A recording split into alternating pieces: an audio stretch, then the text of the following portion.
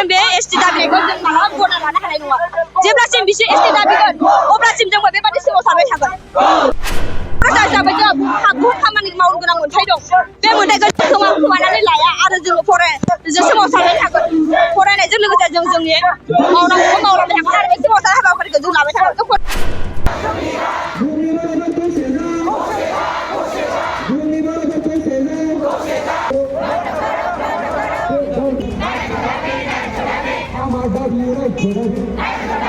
जाहोनानो जाबाय जोंहाथ' दायो पिजि हिसाबै एग्जाम जागासिनो जोंहा हिसाबै जों बेखौ एग्जामखौ जों पस्टपन खालामना दोनथ'नानैब्लाबो जों एग्जामखौ दोनथ'नानै मानोना गुबुन हारिया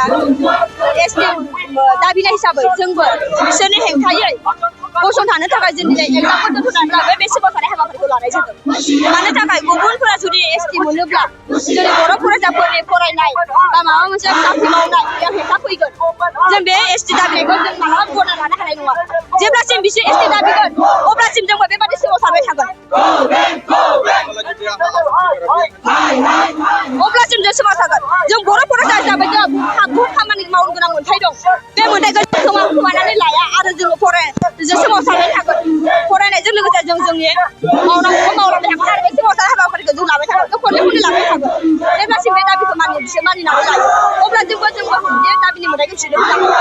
फरायसा हिसाबै जोंनि बुंनांगौआ बेनोसै